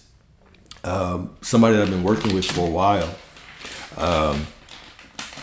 is an official millionaire now. It's an official millionaire. They've been telling me they just want like crazy money. That's all they've been focused on. I just want a whole lot of money, bro. I just want money. Right? I don't want to do shit for money. I just want money. Right? And now he's a millionaire.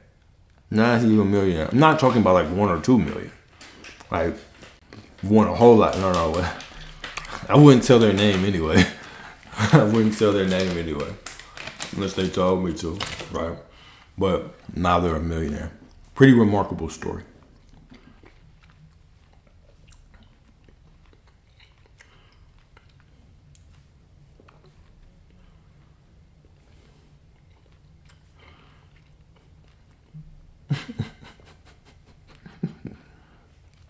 I'm going to tell you the same shit I'm going to tell you on this live stream. I'm going to tell you the same shit I'm going to tell you on this live stream.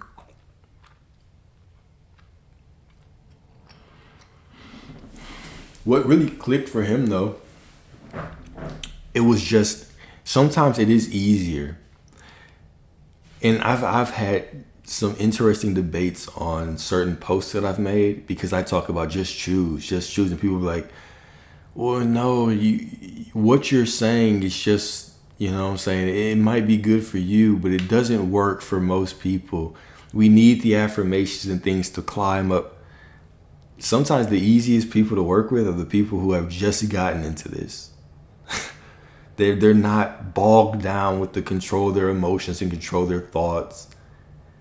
Some of the best advice or the best way that, and this is, he came into this realization too.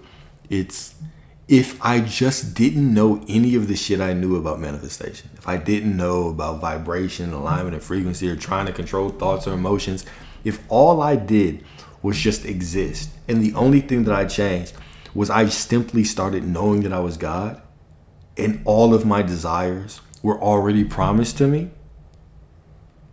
that would be it. Like, that would be it. I'm like, absolutely. It is it. Because even some people, right? And I had this issue for a while, which is why it's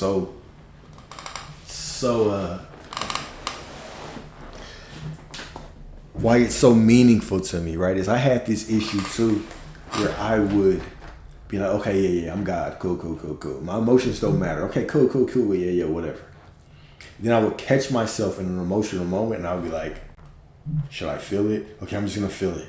Okay, but the emotion doesn't matter. I still am it, and I'm sitting here trying to feel it and tell myself it doesn't matter, instead of just going with the flow, instead of just being, instead of just existing, instead of just truly living by the knowing that I'm fine. Everything that I do is perfect. I'm sitting here trying to add extra processes to everything and confusing myself. Did I do it right?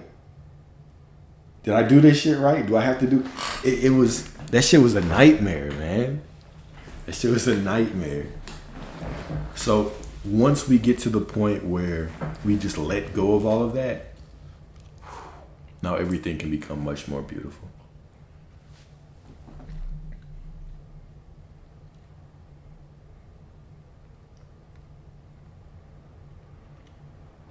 Oh yeah, subconscious reprogramming had me in a chokehold too. I used to find myself constantly like affirming, like, okay, when it feels natural, then I'll get it. When this shit feels normal to me, then I'll get it. When my subconscious, when I feel a certain way, I'm just constantly sitting there repeating shit all day, not feeling any different about it, wondering why I'm always frustrated. I can't go around certain people because they'll throw off my vibration. Right? I had all kinds of delusions in my mind. Can't go around her because she's gonna throw off my vibration. Gotta eat this. Gotta meditate. Like, I missed my meditation this morning. My day's thrown off. Oh man, what a way to live. I wasn't living at all. I was simply trying to do a whole bunch of things to try to be worthy. Trying to masquerade the fact that deep down I truly did not believe that I deserved anything. Right? But the truth was, I deserved everything. And so we got to stop fighting with the truth eventually and simply accept it. You can only fight the truth for how long will you fight the truth? That you are already everything you desire to be. I just want to start just being. Take a deep breath. Let it out. And now whatever you're doing right now, stop thinking and just start doing that shit again. That's it. Stop thinking and just start doing some shit. Sit down, breathe, do your work. Whatever you're doing, just focus on that. That's being. It's so funny. I used to have that same question, like, damn, how do I just be? Let me just float through life. No, just, okay, it's done, it's mine. Decided it's done, it's mine. And then whatever I'm doing, just get back to it and exist. And then when I open my eyes 2 days later or whatever, after existing for a couple of days, all of a sudden that thing just shows up. Beautiful.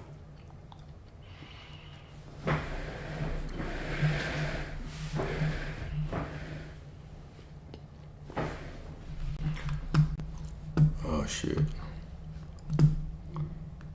Did I turn Instagram off? I never even hit start on Instagram. My bad.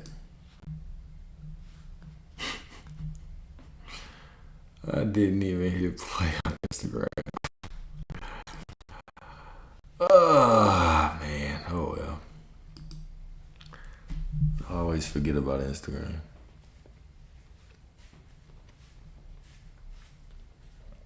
Yeah, you're right.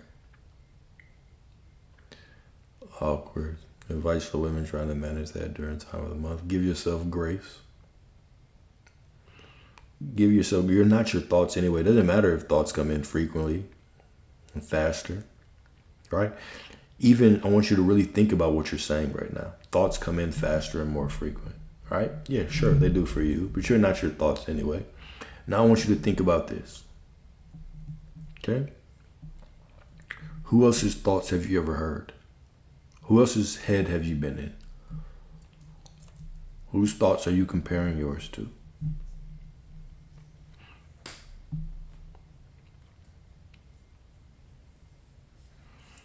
You're not your thoughts anyway, so it doesn't matter if your thoughts feel a little bit more frequent. You are what you decide to be. Okay? So just go to that truth. Just go to that truth. You are still perfect no matter what you feel, and now you simply are allowed to do whatever's best, right? Yeah. Whenever we say things like, oh, I'm overthinking, like compared to who? Who else's thoughts have you heard? Oh, I need to regulate my nervous system. It's dysregulated. Compared to who? Who else's nervous system have you felt? Oftentimes, these are just ways to judge ourselves. We're the only ones judging ourselves saying that. Right? Joy Blandford. You already got everything made up. You're already in a better position. Everything is working out for you. Money is flowing to you in ways that you didn't even expect. Right now, life is showing you how supported you are. Showing you how divine you are. Right? Lack does not exist in your life. Okay? Nothing. Okay? Nothing can touch you. God's got you. You are absolutely perfect. You are absolute prosperity. Money's going to show up in so many divine ways. You're going to be overwhelmed with money. You will be overwhelmed with the amount of money that you're receiving. It's all good, right? It's all good. You're welcome. You're welcome. Exactly. True peace starts from within. Absolutely. True peace starts from within. Abundance starts from within. Wealth starts from within. Love starts from within, right? You are the wellspring of all of it. You are all of it.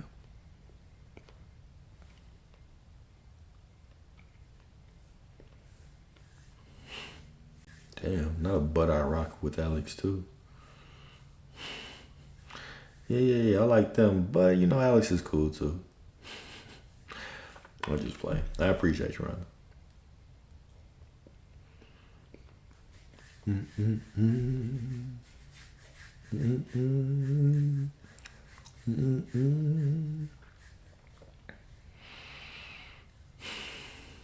Any of y'all have Thanksgiving plans? Some of y'all probably way too woke for Thanksgiving, huh? Some of y'all, just the fact I said Thanksgiving, y'all like, oh, hell nah. This brother still asleep. Get my ass off of here. Celebrating the white man oppressor's holiday. I already know. I can feel it.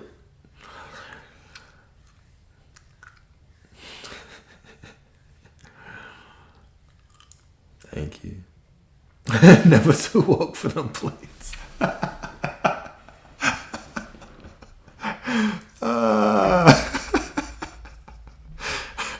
There's nothing too woke for them plates. Boy, y'all funny. Flew across your country to be with your SP, and he said he's not attracted to me anymore and hasn't hung out with me for the entire first 2 weeks I've been here. It's so painful. Even though it's painful, right? You are still who you desire to be. This is going to be the very moment that strengthens your faith, that pushes you into a deeper recognition of who you are. Stay true to who you are. Stay true to who you are. Okay? Somehow, some way, it's always working out for you perfectly. in ways you can't see, in ways you can't understand, just know it. It's a fact. It's a fact.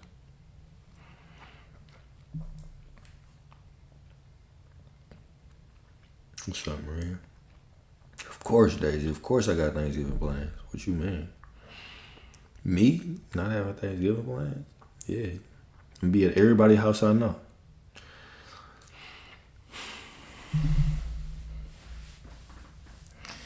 Any single women, right? If you don't want your family asking about where's your man this year, how come you never bring a man over? Don't worry.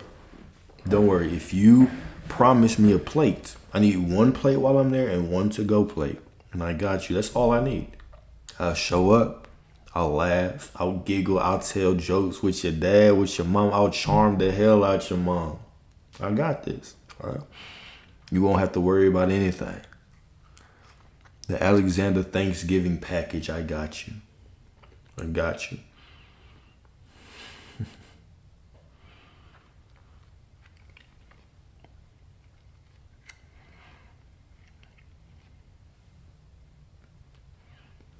Oh, no. It's got to be time slots, right? If you want the full day, you got to pay, right? Because I can't pass up on other plates, right? Just to follow you around all day. So I need a 2-hour window, right? I'm a businessman, right? You got to tell him, yeah, he's gonna stop by and he's gonna come say hi. I just really want him to meet you, right? I'm gonna stop in for a little bit on the way out. I'll be dressed up. I got a suit and tie if you want. Okay, can be in a suit and tie, right? Pull up in a nice car, right? Yeah, I'm busy. Man, it was so great meeting you. I wish that I could take off today, but the merger, the merger that we're working. You know what I'm saying? The merger. Say no more. The merger. Say no more. Say no more, Alex. I got you. Oh, Colombian food. Okay. Hold up. Somebody caught my attention. I might be just in one place.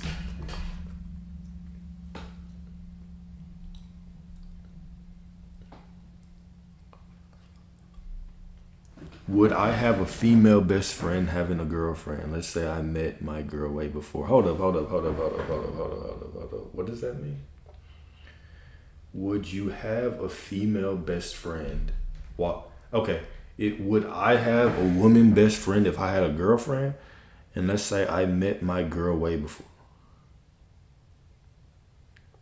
Okay, so I met a woman and then I met a girl and had her and she was my best friend. I mean, I don't know. I don't know. It depends on what happens in my life. And all things are possible. All things are possible. Oh, I'm about to drop y'all again. Oh, yeah. I got you, Art. I got you, my good brother.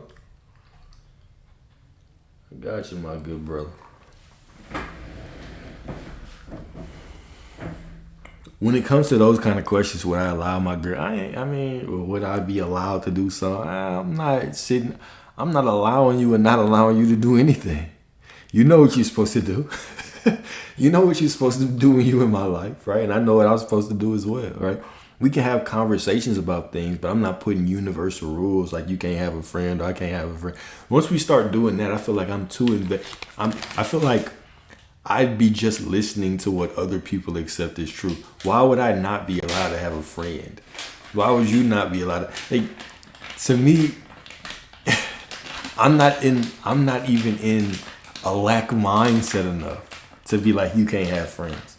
I feel like that shit is just, I don't know. I'm sure that's kind of what the world would teach, right? She shouldn't have friends and all that shit, but I don't give a damn. I don't want you up my ass all day. Please go do something. Please have another life.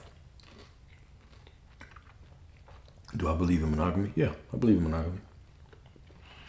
I also believe in the other way as well. I believe in always. I believe in whatever way suits you. I'm not going to speak for what's best for anybody else. I can only speak for me.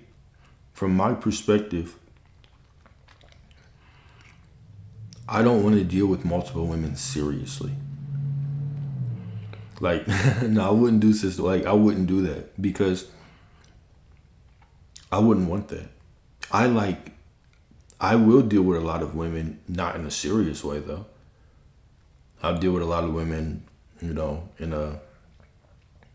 we're just flowing. And the women that I deal with, like even now, right, the women that are in my life, I'm very open with them. So, but if I had someone serious, I prefer the intensity of one and the depth of one versus multiple. That's my perspective. Now, if I was looking to just build community, right? Well, hell yeah, I'd prefer to have 3 or 4 because that would also help, right? Like, for instance, if I didn't really care about the intensity and the depth of the commitment to that one woman or the relationship with that one woman, not saying that you can't get it that way, but that's not what I would prefer. Some people do have the capacity for that. But I actually had to be very honest with myself a while ago whenever I said, all right, I was dealing with a lot of women and I had to ask myself, okay, do I really want variety or do I want intensity? It was just a question that I asked myself. And I was like, I do want intensity. Sometimes I want variety, though. Sometimes I don't want intensity.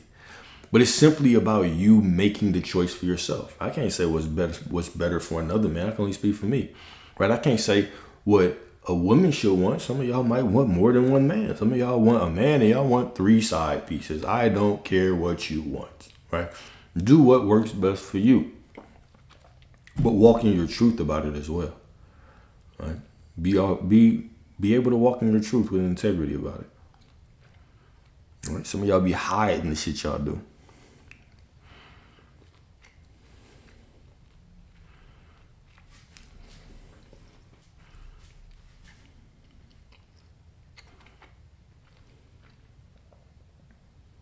Three side pieces on there. This one.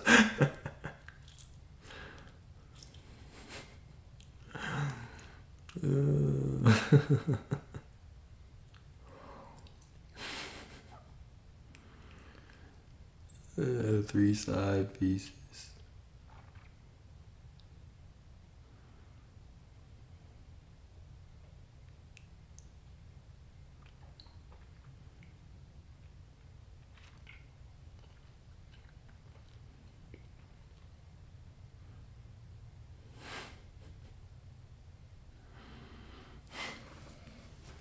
Three side pieces.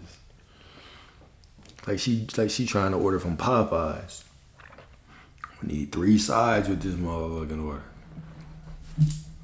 The girl went the family meal for real.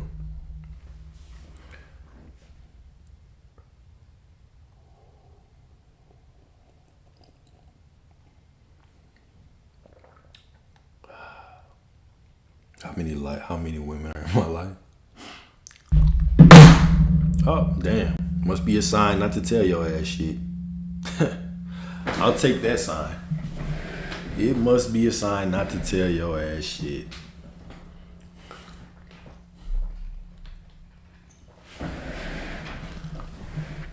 My bad, y'all. I apologize for that. Said my bad.